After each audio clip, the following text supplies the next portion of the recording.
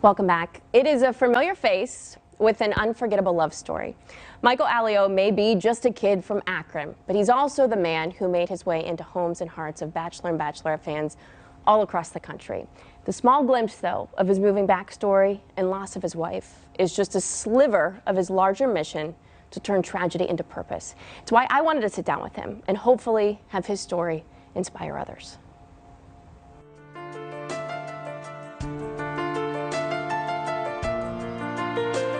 Let's go back to the year 2003, when Archbishop Hoban graduate Michael Allio set off after graduation to begin the next chapter of his life. When I was 18, just decided for college I wanted to kind of go to a big city and do that whole thing, so settled on Loyola University in Chicago. Little did he know his freshman year would bring him the love of his life, Laura. I was like, who is that? Like, yes, like that's the face I could wake up to, like, forever. And so went up to her and just kind of poured it on thick. The couple dated for 10 years before getting married, and the two brought their precious son James into the world September of 2016, a spitting image of his mama. After all these years, like, our careers were finally like stable, life felt like it was together, like we had our house, like we hit all of our major, benchmarks. It was like, It felt perfect. It felt perfect. 7 short months later, Laura found a lump on her breast. I think anybody who's ever received that call knows exactly what it feels like being on the other end of the phone. And I remember I was in my office, she was outside of her work. She's like, I have cancer, and I immediately jumped in my car, drove over to her. She's sitting on the stairs, I'm bawling my eyes out, and she had this really like calm confidence about her. Somehow she was, comforting, yeah, like it was crazy. Laura passed less than 2 years after her diagnosis. The loss crippling, the grief at times unbearable.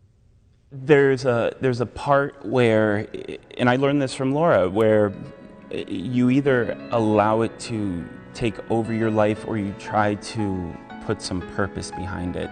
And although we'll never understand why things happen, we can create value, we can offer something to others that are going through it. So Michael started the L4 project, Live Life Like Laura.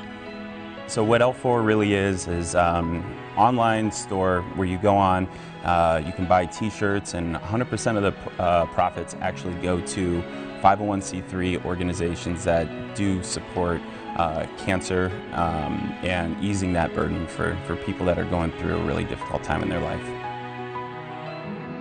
I never want to lose, perspective. I never want to forget what it's like to be in, that patient chair, that caregiver's chair, watching someone you love, fight for their life. His intention was to continue Laura's philanthropic ways, keep her legacy alive, and give James something to always hold on to. What he didn't know is that it would lead him into uncharted territory on The Bachelorette. I think it's important to know I never sought this out. I wasn't nominated. I did not apply for it whatsoever. How? How were you found? It's crazy how this whole thing works. So one of the head casting directors, her husband actually was creating an app for nonprofits. And on Instagram, they came across the L4 project.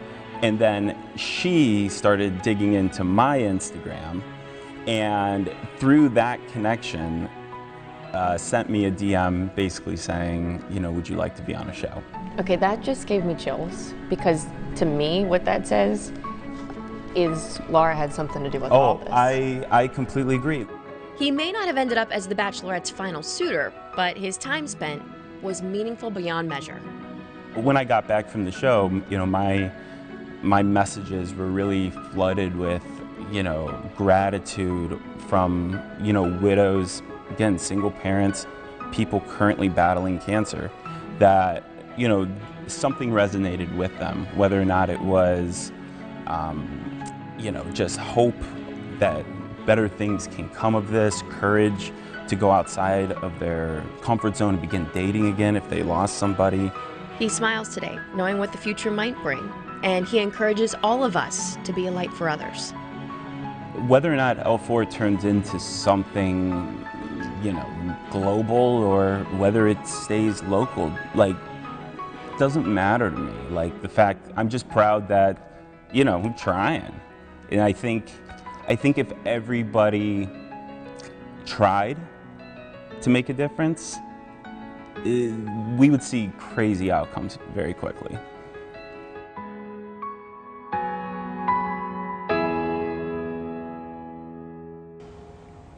That picture of her gets me every time. So I talked to Michael for a good 30 minutes, and it's so hard. It was very hard for me to condense because his experience and his outlook on life are just captivating. But it's more than just what he's doing to help these cancer survivors and their families. It's his ability to remind others that there is hope after loss, and that there is love after loss, and that you don't have to move on, but it is okay to move forward. That's taken from his words. And a reminder again, the L4project.com. It's just L4project.com. You can go on there, buy those t-shirts, buy their memorabilia, and help cancer patients and their families who are going through very difficult times. So Michael, thank you again for sitting down with me.